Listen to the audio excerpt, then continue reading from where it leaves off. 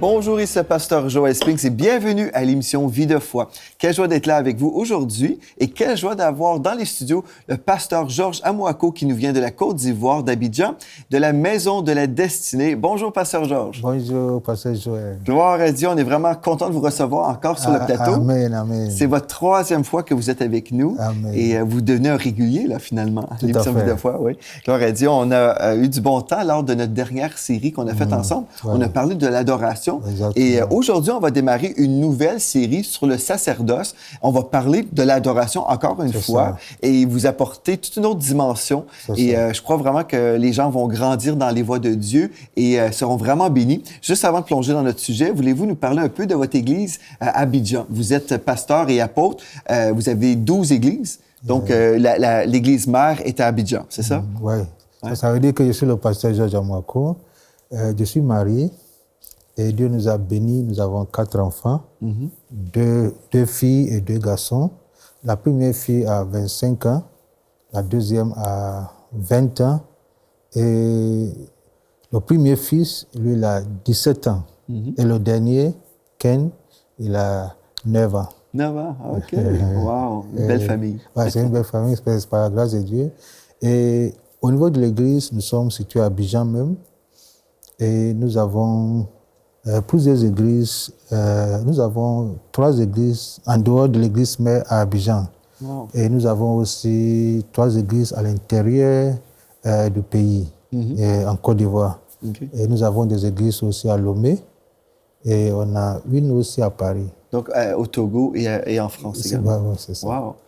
Donc vous êtes occupé?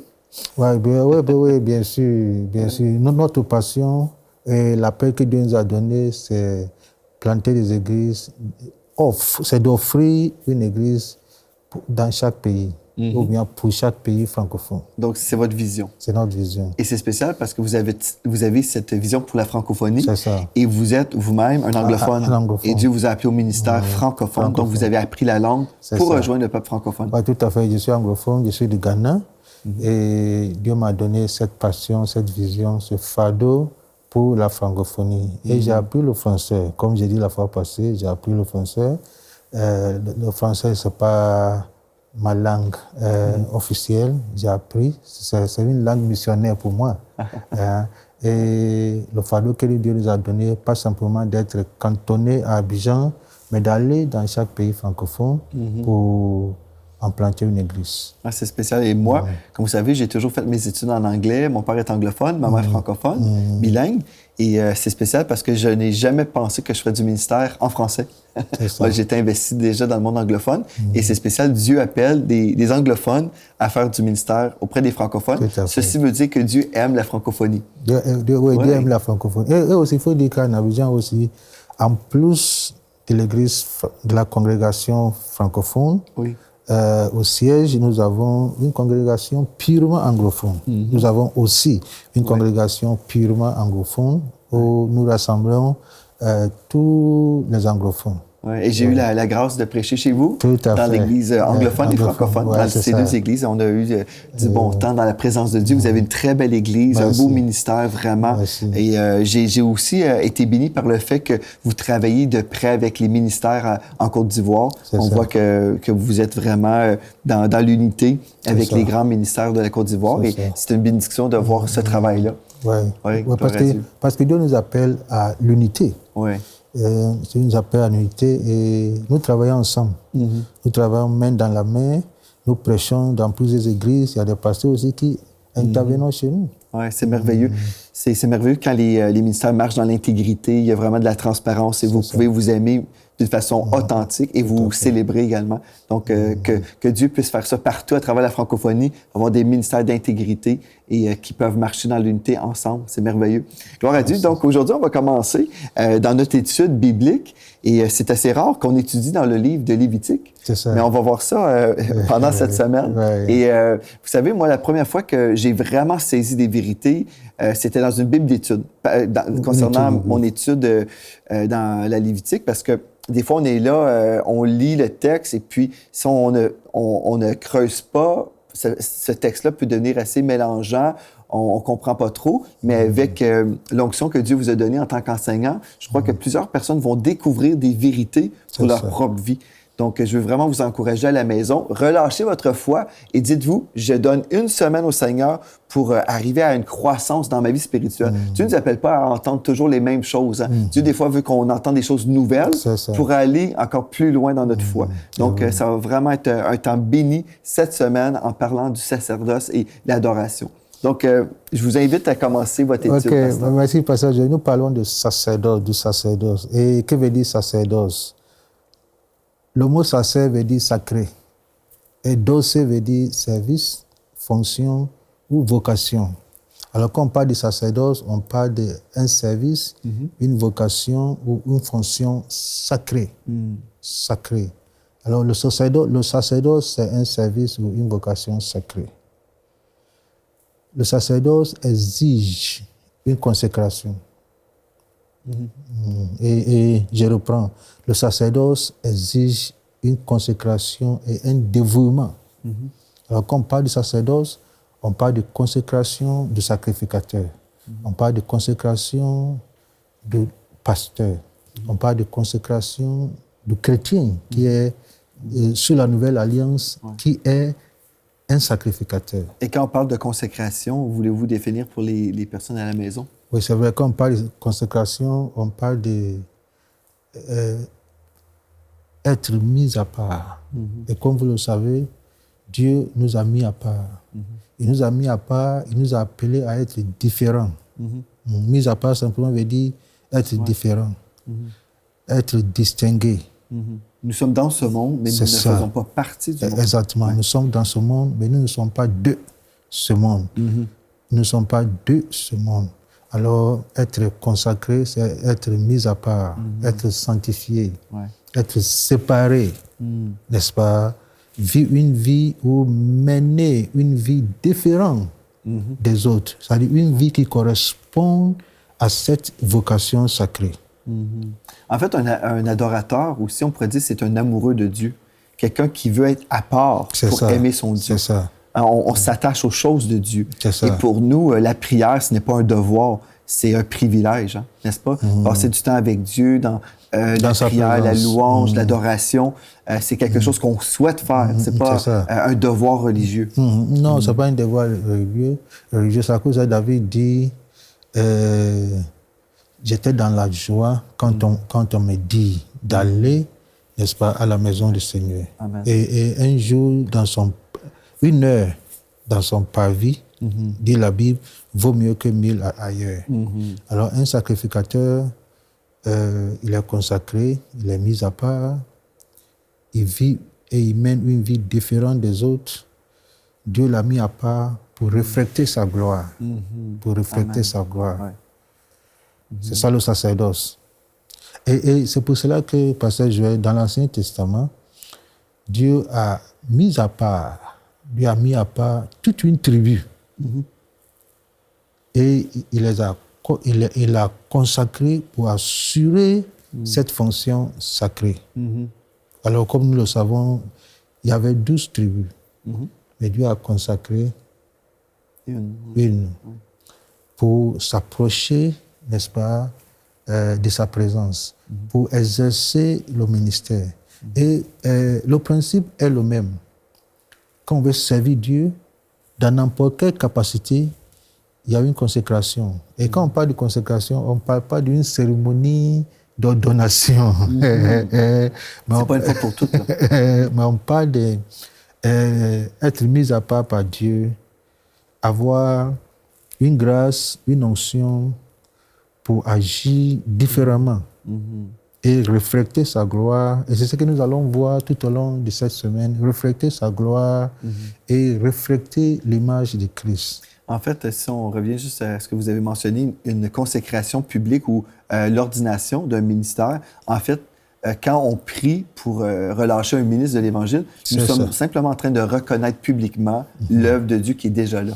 C'est ça. C'est pas nous qui déclarons qu'une personne devient saint ou consacré. La personne est déjà appelée au ministère et nous reconnaissons tout simplement l'appel de Dieu afin que les brebis puissent connaître les leaders spirituels.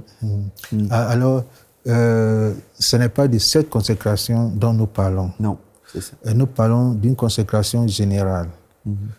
Une consécration céleste, si je peux dire ainsi. Dieu nous a consacrés, nous tous. Ce n'est pas simplement un homme de Dieu.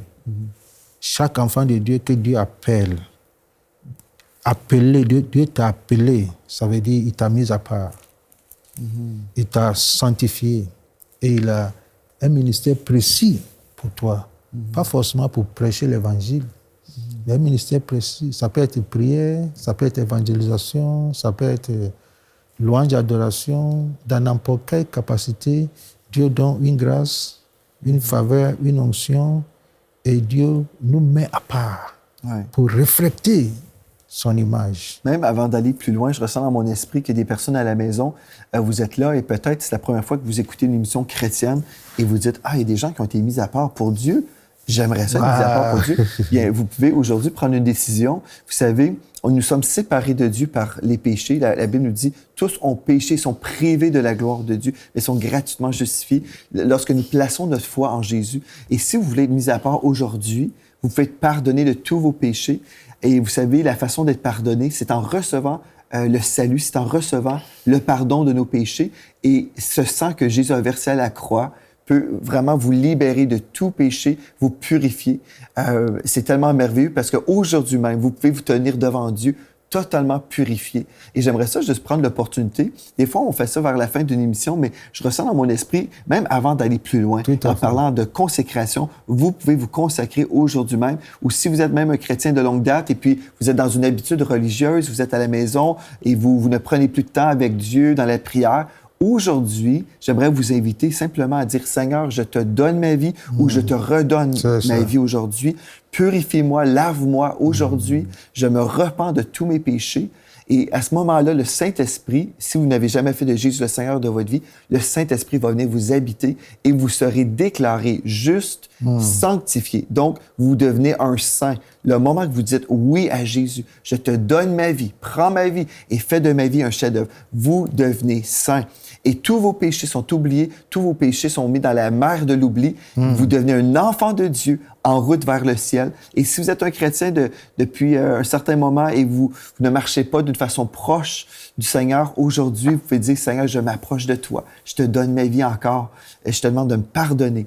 Et si vous avez pris cette décision, que vous soyez un nouveau chrétien, un vieux chrétien ou quelqu'un qui vient tout juste d'écouter une émission chrétienne pour la première fois, j'aimerais ça vous inviter à m'écrire videfoi@enseigne-moi.com, videfoi@enseigne-moi.com et dites-nous, j'ai pris une décision aujourd'hui, je vais être mis à part pour le Seigneur Jésus et le suivre toute ma vie. Et on va se réjouir avec vous et on va également vous envoyer des informations sur comment vous pouvez marcher avec le Seigneur Jésus, avec le cours Le Disciple Victorieux, qui est tout à fait gratuit. Donc, j'avais juste à cœur de vous lancer cette invitation-là parce qu'on est là aujourd'hui pour voir des vies transformées. C'est ça. Amen. Donc, on peut être mis à part vraiment pour le Seigneur. Si, on peut se mettre à part. Et je vais lire un passage en Nombre 3. Nombre chapitre 3, le verset 11 et le verset 12. Et l'Éternel parla à Moïse en disant, voici, j'ai pris les Lévites d'entre les enfants d'Israël. J'aime ça. J'ai pris les Lévites d'entre les enfants d'Israël, à la place de tous les premiers-nés des enfants d'Israël. Et les Lévites seront à moi. Les Lévites seront à moi. Israël appartient au Seigneur. Tout Israël appartient au Seigneur. Mais Dieu précise encore, même en Israël, il prend les Lévites et il dit les Lévites seront à moi. Et je vais encore lire Nombre toujours chapitre 8, le verset 14. Dieu dit à Moïse, tu sépareras les Lévites du milieu des enfants d'Israël. C'est incroyable parce qu'Israël lui-même, en tant que nation, est séparé des autres nations. Oui, déjà. N'est-ce pas? Déjà. Mais Dieu dit, même parmi les enfants d'Israël, il sépare les Lévites. Alors, nous voyons l'importance du sacerdoce, l'importance de ceux, n'est-ce pas, qui font cette fonction sacrée. Tu sépares les Lévites du milieu des enfants d'Israël. Et les Lévites m'appartiendront. Après cela, les Lévites viendront faire le service dans la tente d'assignation. C'est ainsi que tu les purifieras et que tu les feras tourner du côté et d'autre comme une offrande, car ils me seront entièrement donnés du milieu des enfants d'Israël. Je les ai pris pour moi à la place des premiers-nés, de tous les premiers-nés des enfants d'Israël. Alors, il y a certaines phrases que nous devons souligner. Tu sépareras les Lévites. Ça veut dire que les Lévites sont séparés des autres. C'est ça le sacerdoce. Et Dieu dit, les Lévites m'appartiendront. C'est très important. Il m'appartient. Dieu dit encore, les Lévites viendront faire le service. Ils viennent me servir. Oui. Au sein, dans la tente d'assignation. Dans notre contexte, on dira au sein de l'Église. Et quand on parle de Lévites aujourd'hui, on ne parle pas d'une classe. Sous la Nouvelle Alliance, quand on parle de Lévites, on ne parle pas d'une classe d'élite. On ne parle pas d'un staff pastoral. Parce que nous sommes tous des sacrificateurs. C'est ce que le Nouveau Testament dit. Nous sommes tous des sacrificateurs. Alors, on fait le lien entre l'Ancien Testament et le Nouveau Testament. Et si on veut changer aussi le mot sacrificateur, on peut parler d'adorateur. On peut parler d'adorateur. Oui. Tout à fait, on peut parler d'adorateur, comme on avait fait la fois passée. Alors, les Lévites viendront faire le service.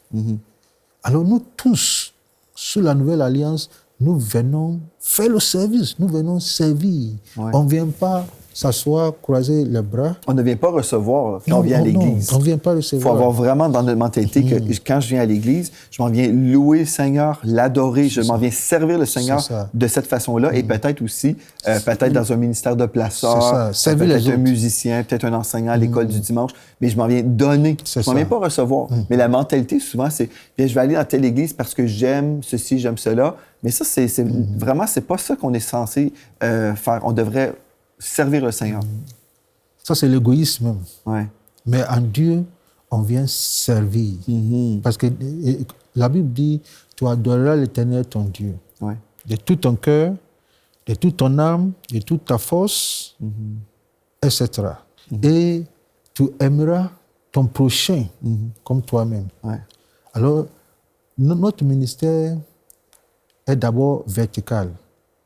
À aimer Dieu. Ouais. Et aussi aimer son prochain. C'est ça. Servir Dieu et servir son prochain. Alors, on ne vient pas dans la tente ou sous la tente d'assignation pour se servir. Non.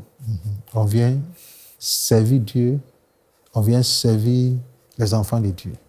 On vient aimer Dieu sur le plan vertical et après, on vient véhiculer cet amour, n'est-ce pas, que nous avons reçu de Dieu. On véhicule cet amour vers les autres. C'est ça notre ministère. Et c'est ça le sacerdoce. Et Dieu dit, les Lévites viendront faire le service. Alors, Excellence, enfant de Dieu, quand on va à l'église, on va faire le service. On va apporter le service. On va adorer Dieu et servir les hommes. Et il dit encore, c'est ainsi que tu les purifieras. Ils sont purifiés. Ils sont sanctifiés. Les Lévites constituent une offrande à Dieu. Dieu dit, les Lévites sont mon offrande. Ouais. C'est ça. Alors nous sommes une offrande à Dieu. Et je pense à ce que l'apôtre Paul dit. Offre ton corps comme un sacrifice, une offrande, un sacrifice vivant. Alors nous sommes une offrande à Dieu. Ouais. Et Dieu dit, ils me sont entièrement donnés. Entièrement, sans réserve. Amen. Sans réserve, entièrement. Un sacrificateur, il est entièrement donné à Dieu. Et Dieu dit, je les ai pris pour moi, alors, on appartient à Dieu. Voici ce qu'on appelle le sacerdoce. Un sacrificateur, que ce soit sous l'alliance ancienne ou sous la nouvelle alliance, un sacrificateur, il appartient entièrement à Dieu. Et j'aime ça, entièrement. Il n'est pas là pour ses bénéfices personnels, pour ce qu'il peut recevoir. Il est là pour donner au Seigneur. Il est là pour donner, il est là pour servir. Sa première passion, son premier objectif, c'est le Seigneur. On vit pour lui. On vit pour lui. Parce qu'un adorateur ou un sacrificateur, son premier ministère, c'est vis-à-vis le Seigneur. C'est vis-à-vis Dieu. Et on ne réclame pas nos droits comme les gens qui sont là, comme les consommateurs d'Église. On est là vraiment pour aimer le Seigneur. Et des fois, le Seigneur va nous dire de faire des choses. Et spirituellement, on pourrait dire, bien, j'aurais le droit de faire telle ou telle chose, mais parce que le Seigneur nous parle, même par rapport à notre propre vie personnelle, des fois, Dieu nous dit, je veux que tu mettes de côté certaines choses que les autres chrétiens ont le droit de faire. Mais pour toi, je veux que tu enlèves ça de ta vie parce que je t'appelle à vivre autre chose. C'est ça. Je t'appelle à vivre des choses différentes. Et des fois, les gens peuvent dire, mais tu as le droit. Oui, j'ai le droit. J'aurais le droit, mais parce que Dieu m'a appelé à mettre de côté certaines choses, je vais justement me consacrer davantage parce que je veux vivre plus de la présence de Dieu. Oui, et je suis entièrement d'accord avec toi. Ça, c'est très profond. La marche spirituelle, c'est une alliance. Et il y a des choses personnelles. Dieu dit à quelqu'un et que Dieu veut que cette personne fasse. Et que Dieu ne dit pas peut-être à une autre personne. Et je suis entièrement d'accord. Moi, par exemple, Pasteur Joël, Dieu m'a dit de mener une vie très simple. De mener une vie très, très, très simple, de ne pas être extravagant, de vivre une vie très simple. Quelle que soit l'élévation, quel que soit ce qui fait d'être sans façon et simple. Et ça, c'est une révélation personnelle. Je n'impose pas à quelqu'un et je peux aussi être influencé, n'est-ce pas, par une autre personne, vivre une vie très simple. Et c'est incroyable. Parfois, il y a beaucoup de gens qui disent non, il faut faire ça, il faut prendre tel titre, il faut porter tel robe. Mais moi, Dieu m'a appelé à vivre une vie très simple, une vie modeste. Une vie modeste, et je crois que ça m'a beaucoup aidé. Parce que ça me permet aussi, les choses que je pouvais acheter pour moi-même, ça me permet de mettre à part pour soutenir aussi les autres que nous appelons les have-nots. Ceux qui n'ont pas. Ceux qui n'ont pas, parce qu'il y a aussi des gens qui n'ont pas de choses et que les choses qu'on peut utiliser sous nous-mêmes, on peut les mettre à part pour pouvoir les aider. Ça fait partie du sacrifice. C'est ça. Mais c'est ça, être un sacrificateur, quelqu'un qui se sacrifie aussi. C'est ça. D'une certaine façon, pour l'œuvre de Dieu, pas par obligation, mais par désir. Oui, amen. C'est merveilleux. Moi, je me souviens, il y a quelques années, il y a plusieurs années en fait, le Seigneur m'a donné un songe par rapport à l'alcool et j'avais demandé au Seigneur, Seigneur, je veux connaître ta position concernant l'alcool.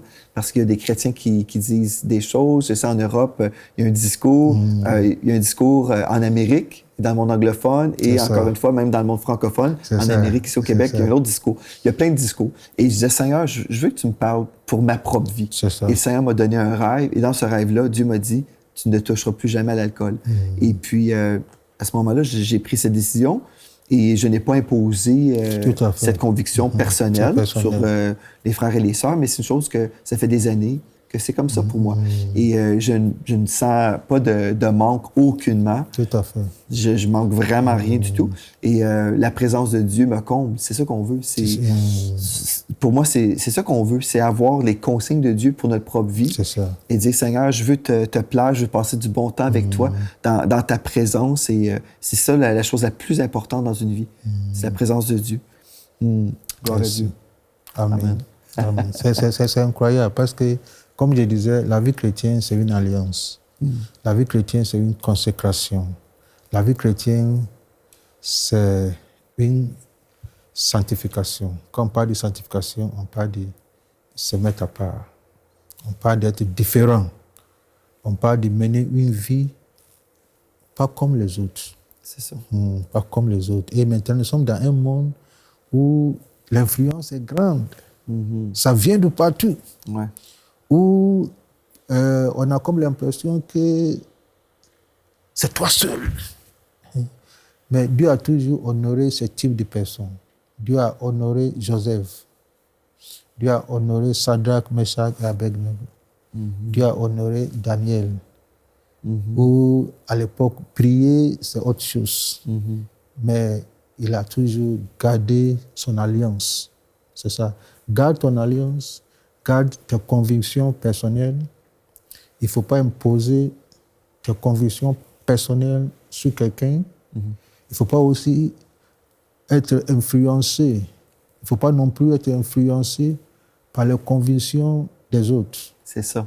Ouais. Et vis une vie de consécration, une vie de séparation, et tu verras la gloire de Dieu. Il y a des gens, des fois, qui ont du mal à comprendre le légalisme. Ils s'imaginent si on marche dans la sainteté ou si on choisit de s'abstenir de certaines choses, bien ces gens-là sont légalistes. Mais le légalisme, en fait, c'est d'imposer les lois des hommes et on les place, on met sur nos frères et nos sœurs des jougs et on les écrase avec des règlements humains. Mais la sanctification, c'est pas du légalisme. C'est d'avoir le cœur de Dieu et c'est de vouloir honorer le Seigneur avec notre vie. Donc, je sais pas si vous avez des fois rencontré des arguments comme ça où les gens parlent de légalisme quand on est à la recherche de Dieu. Oui, si. Les gens parlent de port d'habits, type d'habits, type de nourriture, et ainsi de suite. Ouais. Et toutes ces choses-là sont des dogmes, sont des légalismes. Mais quand on parle de consécration, on parle d'un style de vie, on parle d'une vie, on parle d'une relation. Dieu peut te dire aujourd'hui, ne mange pas jeûne. C'est ça. N'est-ce pas? Ça ne veut pas dire que je dois imposer à mes enfants. Mes enfants, aujourd'hui, on ne mange pas. C'est ça. Non, c'est pas ça. C'est une vie d'alliance. C'est ça. C'est d'avoir une communion avec le Saint-Esprit. C'est une communion. Si on a une communion avec le Seigneur va nous parler, il va nous diriger pour nous-mêmes. Et puis, certainement, on veut s'occuper de nos enfants et faire tout ce qu'on a à faire. Mais c'est tellement important d'avoir cette relation verticale. Et ensuite, les relations horizontales seront bénies également. Donc, aujourd'hui, on a établi un bon fondement pour les sacerdoces. Et puis, on va poursuivre demain dans cette belle étude. Et je sais que plusieurs personnes ont une soif aujourd'hui. Ils veulent s'approcher davantage du Seigneur. Donc, merci, Pasteur Georges, d'avoir été là. Et merci à vous. Et d'ici à demain, soyez richement bénis.